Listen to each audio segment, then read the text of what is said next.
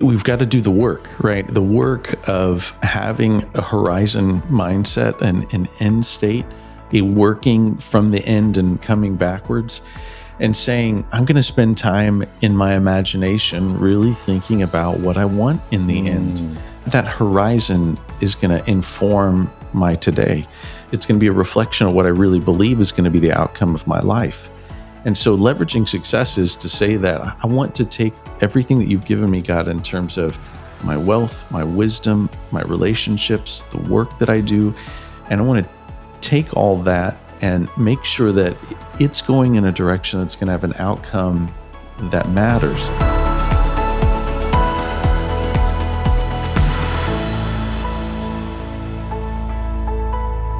Welcome to the Leveraging Success Podcast. I'm Jeff Gerhardt, your host. We're here to help you work less, make more, and with the margin that you gain from that, to have an incredible kingdom calling, to know your life's mission, and to be an incredible husband and father, all while taking and leveraging your success. I'm here with my partner in this, Rob Dayton. Rob, welcome. Glad that we can be together here in episode 2. Good morning, Jeff. How are you doing? Man, I'm doing really good. It's a time of year where we're thinking more about family time. You know, these 90 days in the last quarter of the year is the moment where it's everything from weather change to time with family to making plans for who's going where, when, and who's got what, and all of that, which is the race to the end. And at the same time, we have some things to get done before the end of the year. It's not as if it's a 90-day holiday. It's a time where you're packing in holidays, where you're packing in achievement and finishing your goals and trying to get to that end spot. So we've spent time with family, extra time with family, and all of that is wonderful. But anxiety and not allowing all these things to overwhelm is an important part of the mix. I put it this way: is that we want to finish well in this season, but not lose sight of what's important. Are you guys getting pretty busy around your place as you start to think about what you're going to do here at the end of the year? Yeah, I totally can relate to that. I've been having some sweet times, as you know, we talk about best days in the master's program. And so getting my 2 quarters in with my 2 kids was just really, really special, taking them away. And then having that, what I call the 15 minutes of fame. It's the thing that you know your kid has to hear from you. And knowing that within that space, I spend about 24 hours, a little bit more than that with each kid. That there's going to be 15 minutes where they really need to hear from me. So just that intentional moment. And so really had incredible conversations.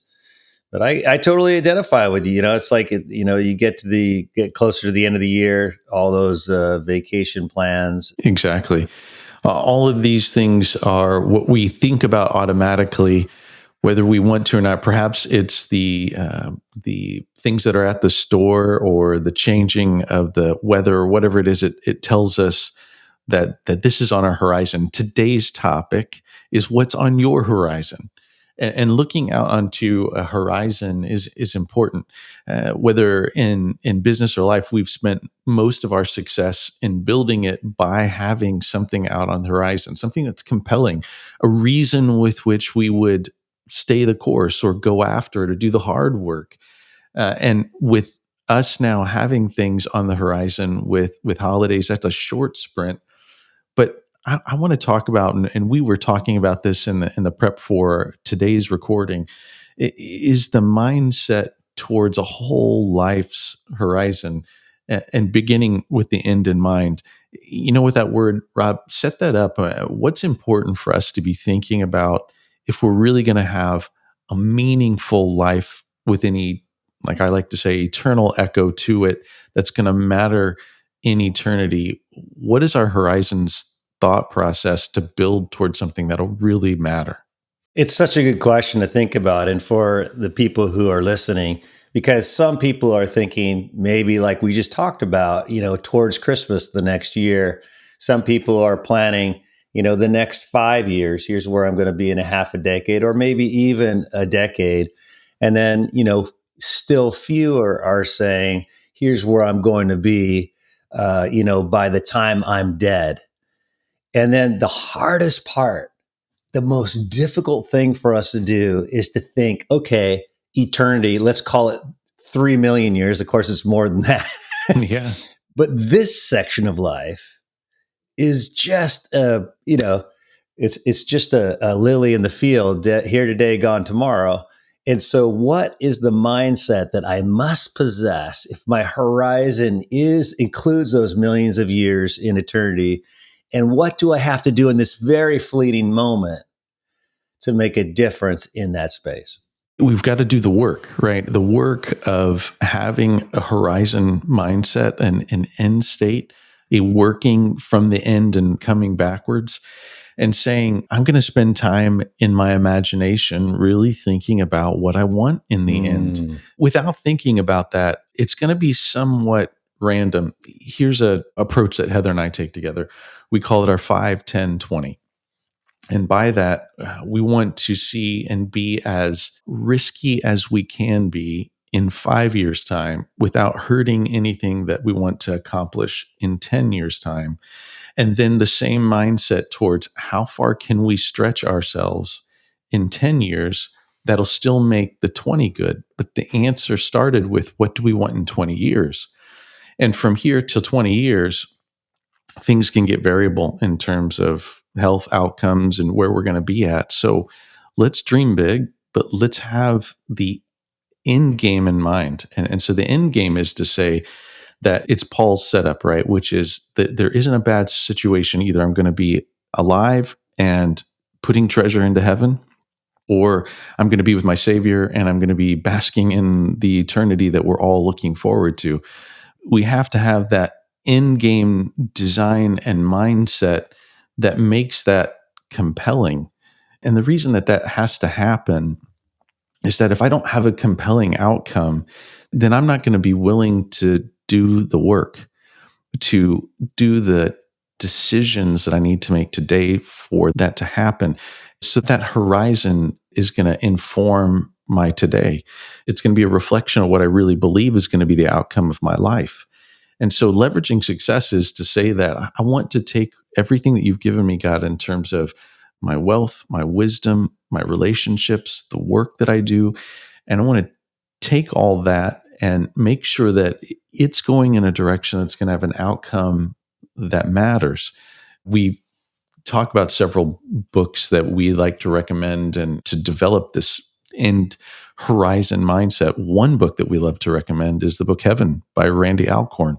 That book is meant for us to enter into our imagination, our dream space, our thought of what will it be like in eternity? What am I expecting?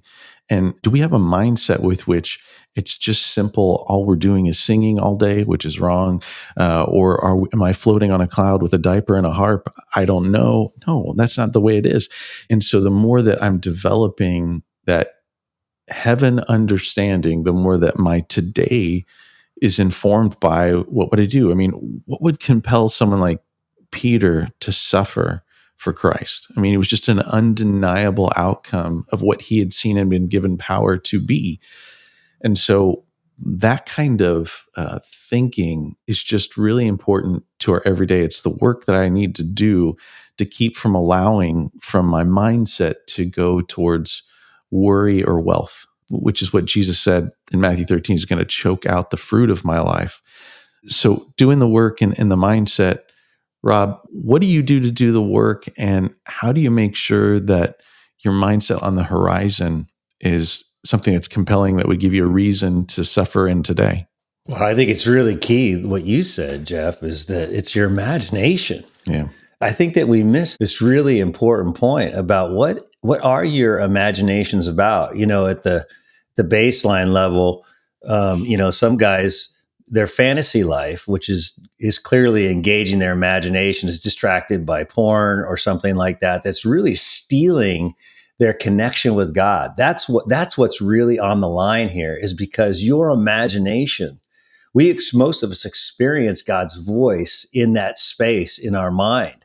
And so if we're not cultivating an imagination that's really focused on heaven, and that book is just a brilliant Mm-hmm. on-ramp if we're not focused on what God is doing in the space of eternity, it's going to make a huge difference in how we dream and then consequently how we do the work.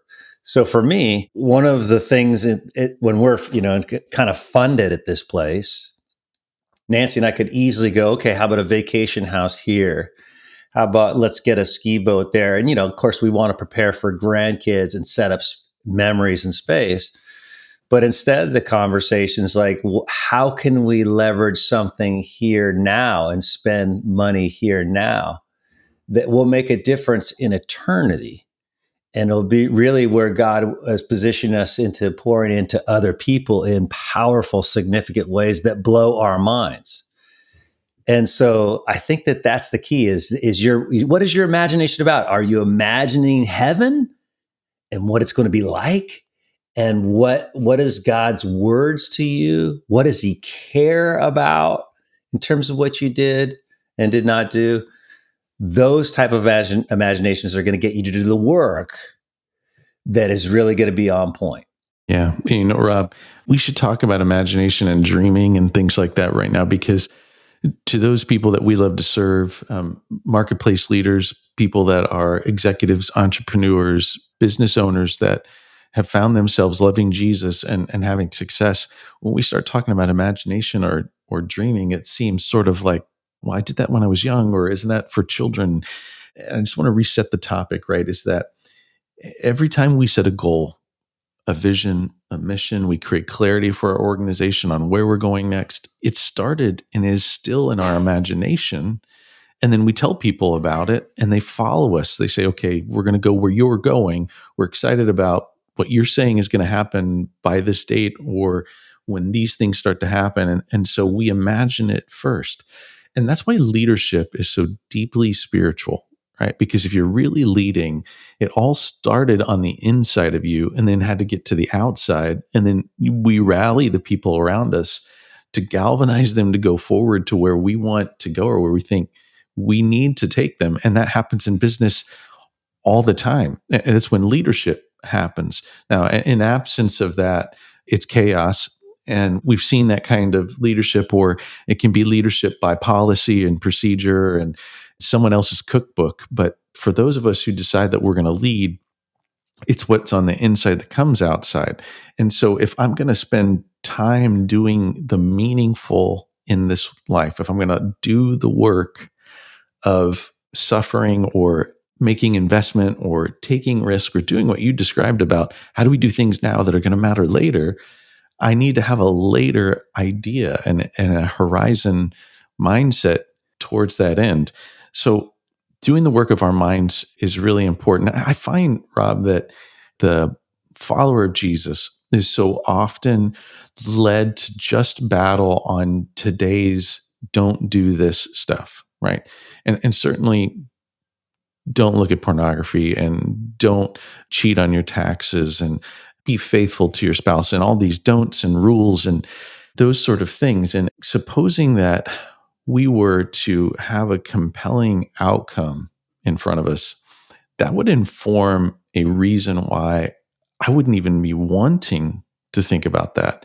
Here's a trick, and I really, really believe this, is that the cure for apathy and even addiction in my life or in my mind or issues there is actually the cure for that is adventure for Christ. Meaning that if I will be out there creating a life that has the outcomes that God is looking for from me and wants to partner with me, that he had prepared for me to do in advance, knowing those things and going after them and having an imagination for that and a partnership with God, now I'm thrilled. And at some level, I might even be a little scared, but it's the risk of and the excitement of and the uncertainty as I'm turning these pages, what the outcomes will actually be.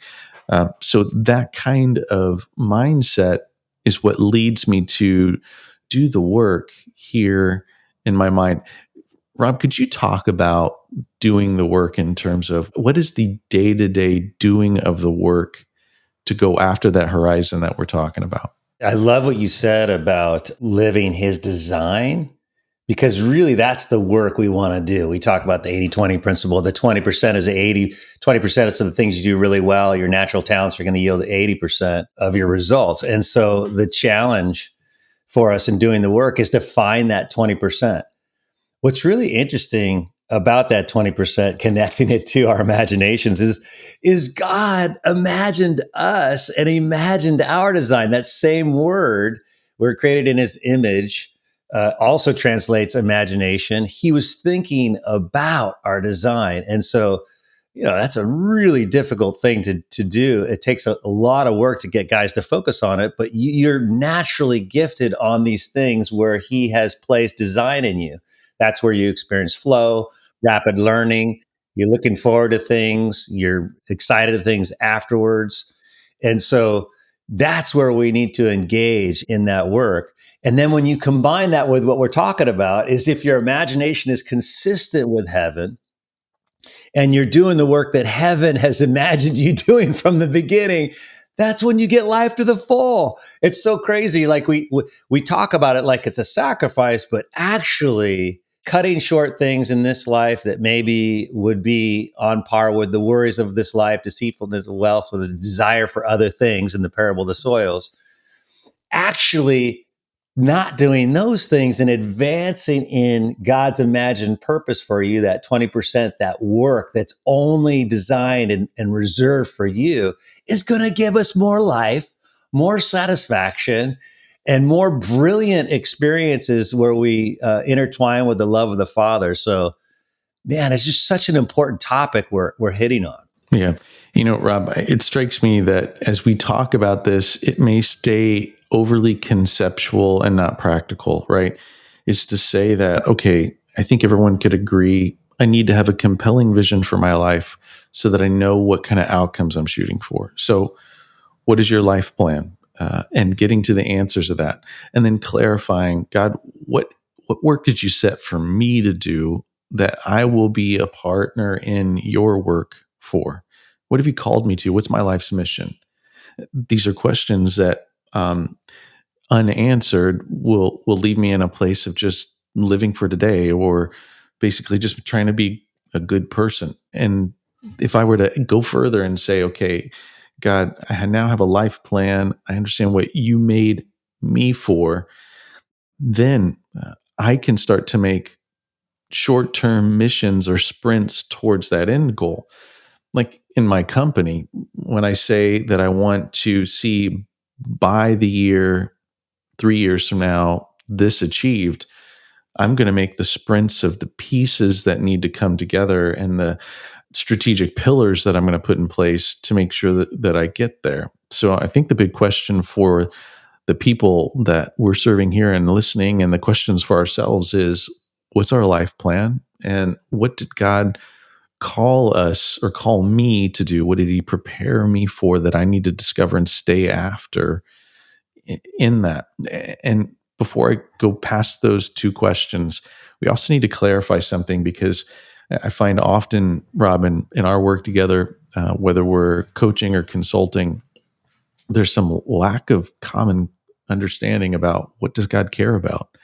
We summarize it by mashing together the two most important commandments that Jesus said everything hangs on, and connect that to the Great Commission in Matthew 28, with which he said was our main goal. So we like to say it: love God, love people, and teach other people how to love God and love people.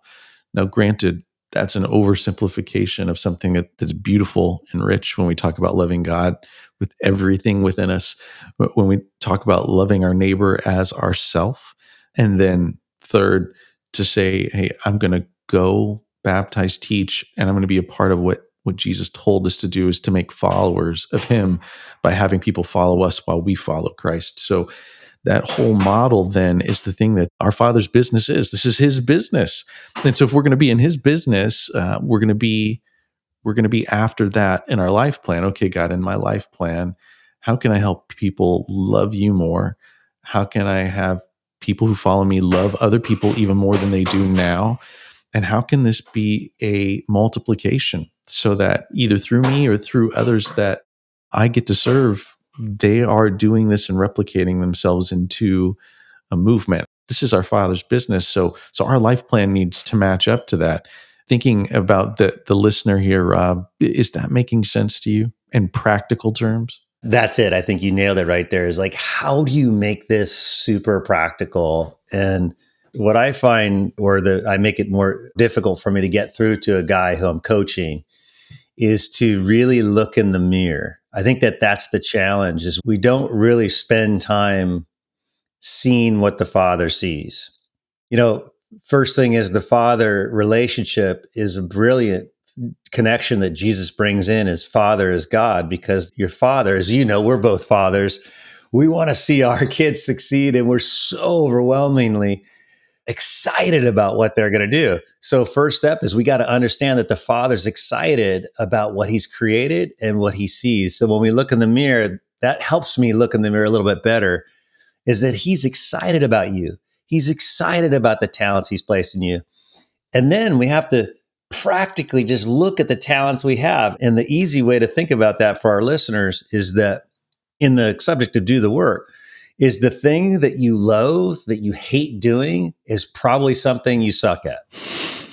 And the thing that you love doing, and the thing that you enjoy and you indulge in, and you just can't wait to do it again, is probably something that's in the area of your natural talent.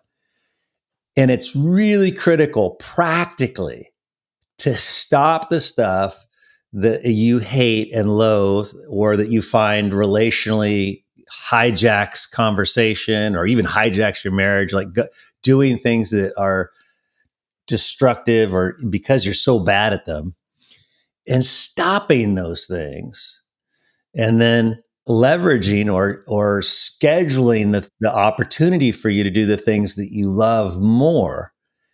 That's going to be, and then systematizing the rest, or getting other people to do the marginal in between, the 60%, creating a 20% results in between. And that is a lifelong process. You don't get done by the end of the year. You've got to keep working on it. Yeah. It's the good landscaping of our life that keeps the weeds back and keeps us in a place of optimal outcomes. And as we say at the beginning, is that we're here to help you work less, make more. And in that leverage, be able to be incredible in the calling that God's got on your life, the life mission he's got for you, and to be incredible with your family. And to do that, it's counterintuitive to some extent, because what got us here seemed to be the brute force of just doing everything and anything that it took to be successful. But having achieved a measure of success, and whatever level of success that you're at, just deciding, hey, now's the time for me to leverage this and go after my natural talents, go after that 20%, and then work towards the headroom that would allow me to have that life plan that I've got on a horizon and be pursuing it. Here's what we know, Rob, and I think this is what would scare anyone that's listening right now. If you don't change, if you live your life all 40, 50 years of whatever time frame it's going to take for you to become fully funded, whatever time frame that is, if all of you've done is to work, work, work, and not leave any time for, any energy for, and it is quality, not necessarily quantity, but the impact that you can make in the kingdom that's going to matter in your family, all you'll do is spend your years recovering from that career. And it will be discussions on, how come my kids don't call me anymore? And where did everybody go? And I've become irrelevant. And I'm trying to keep occupied with things that matter so little. I'm just waiting for the Grim Reaper. That I have seen as the American dream played over and over again. And so I was with my sons this morning. We were doing our devotional, and we were talking through this subject in terms of, can you imagine that your life would be spent on something and your ladder was against the wrong wall? And then one day you get to the top of that ladder and realize, I'm on the wrong side and I left everything that was important to do this one thing. But living our lives in a way with which we're getting headroom now that we've got success is to start to trust God for a connection to him that has real reward on it, has a real scoreboard on it. We could talk about this subject and go quite deep for quite some time. I think we've got some hanging chads we want to leave out there for our listeners. A couple of things that we'll follow up on is, what's a life that God rewards? We need to go into that and help to connect to the scoreboard, because money's been a scoreboard. Money is a scoreboard. But what would it mean if I had a scoreboard that was grander than that and that I could imagine and be connected to, that would compel me forward? I think that's a question that we'd love to answer in a future topic, because as we continue to say, I want to have something compelling on the horizon, I want to have a life plan, I want to know, God, what did you make me for? And then to be after that, it's our life's pursuit to build the life that will be rewarded and honored eternally, because we've only got a short period of time on this blue marble. And while we're here, it's making the most of it. So, Rob, any closing comments here before we wrap on this episode? I think that's a great future topic, is what is God's economy in this regard? Because I think it's really challenging in our culture. I don't think you get it necessarily in your Sunday experience, where people are saying, hey, this is what eternity is like. Because I think that, Paul even says, when we die, we'll recognize that Christ is in us. If we had that picture now, and if we really understood God's economy and what heaven's going to be like, how would it change our day to day doing the work or our horizon output? And so I think you're right. I think we need to go into that a little further at a future episode, but really good to talk about this stuff and understanding what is the work that we have to do, and how does your imagination and your dreaming impact the day to day. Hey, Rob, I think we've left them wanting. I hope so. What we do here on this podcast is give you a chance to be thinking about a life that matters. So that's all for this episode. We'll come back next time with more on this. Until next time, God bless you.